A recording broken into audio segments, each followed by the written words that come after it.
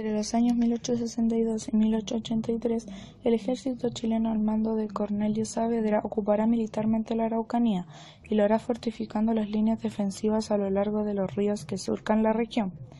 Así, una vez refundado Angol en 1862, se fortifica la línea del río Mayeco en 1864. Luego, en los años 1867 y 1868, son ocupados por la milicia Purén y Lumaco, como también la costa de Arauco hasta Tirúa. Hacia 1870, la línea de frontera se fija por el sur en Tolten y por el avance desde Valdivia. Desde aquí se incorpora la costa hasta Queule, subiendo por el río San José hasta Mariquina. En el año 1874 se avanza desde Lumaco a Traiguén. En 1881 y 1882 se establece la línea en el río Cautín, desde la cordillera Curacautín o Sierra Nevada hasta la desembocadura del río en el mar, y finalmente en 1883 se lleva la línea de ocupación a la cordillera de Villarrica-Pucón, Lonquimay y Alto Biobío. Entre los años 1862 y 1883, el ejército chileno al mando de Cornelio Saavedra ocupará militarmente la Araucanía y lo hará fortificando las líneas defensivas a lo largo de los ríos que surcan la región.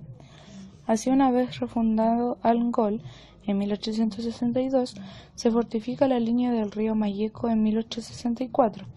Luego, en los años 1867 y 1868, son ocupados por la milicia Purén y Lumaco, como también la costa de Arauco hasta Tirúa. Hacia 1870, la línea de frontera se fija por el sur en Tolten y por el avance desde Valdivia. Desde aquí se incorpora la costa hasta Queule, subiendo por el río San José hasta Mariquina. En el año 1874 se avanza desde Lumaco a Traiguén.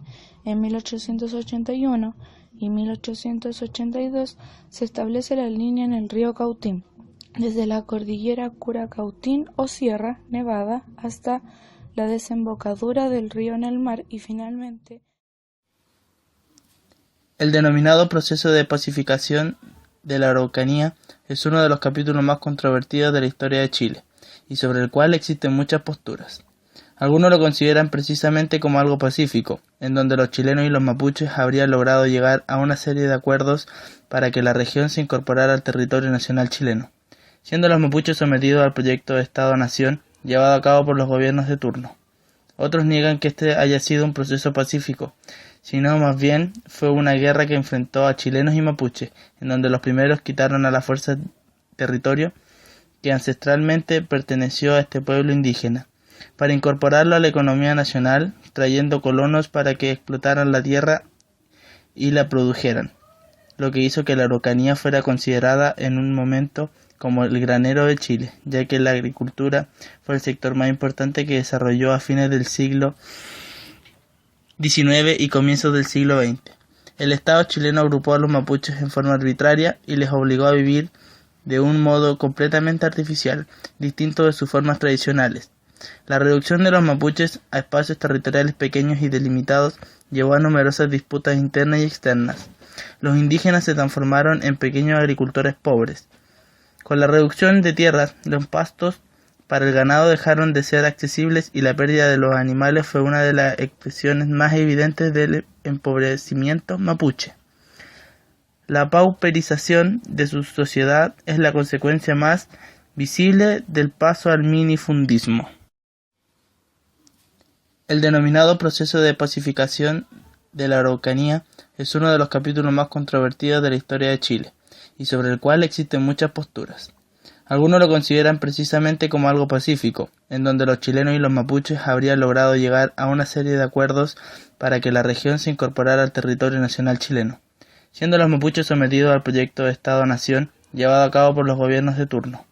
Otros niegan que este haya sido un proceso pacífico, sino más bien fue una guerra que enfrentó a chilenos y mapuches, en donde los primeros quitaron a la fuerza territorio que ancestralmente perteneció a este pueblo indígena, para incorporarlo a la economía nacional, trayendo colonos para que explotaran la tierra y la produjeran, lo que hizo que la Araucanía fuera considerada en un momento como el granero de Chile, ya que la agricultura fue el sector más importante que desarrolló a fines del siglo XIX y comienzos del siglo XX.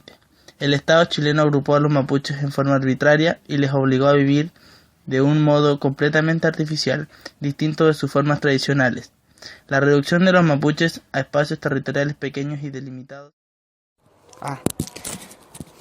El fin de la Guerra de Arauco implicó la ocupación total de la Araucanía y la efectiva soberanía del territorio de Chile. De ese modo, el gobierno chileno llevó finalmente a cabo uno de sus principales proyectos de Estado, anhelado incluso desde la época de los españoles, quienes en el periodo colonial no lograron instalarse en la Araucanía debido a la resistencia llevada a cabo por los indómitos mapuches.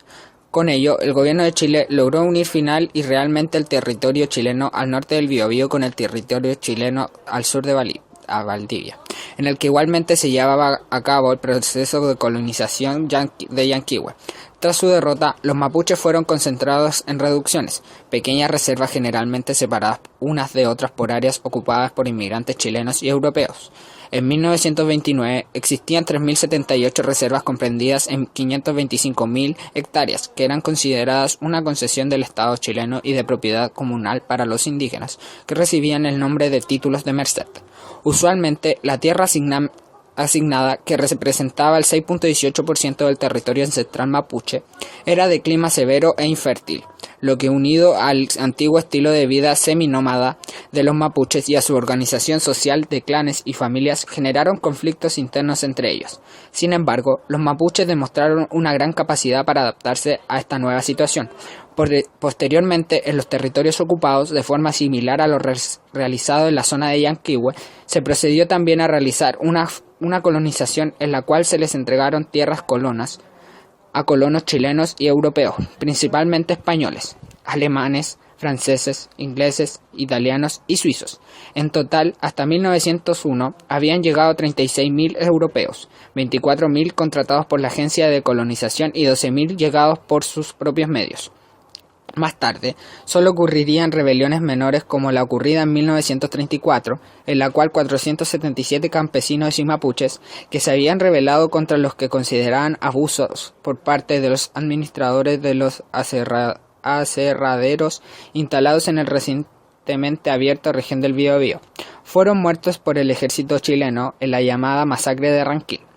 Otros 500 fueron hechos prisioneros, y según denunció el senador por Temuco, Juan Pradenas Muñoz, solo fueron 23 conducidos a la capital para ser sometidos a juicios, siendo los restantes presumiblemente desaparecidos. Sin embargo, a pesar de la pacificación realizada en la región, los hechos acontecidos en este proceso propiciarían posteriormente el actual conflicto mapuche, presente en la zona entre el gobierno chileno y algunas comunidades mapuches. El fin de la Guerra de Arauco implicó la ocupación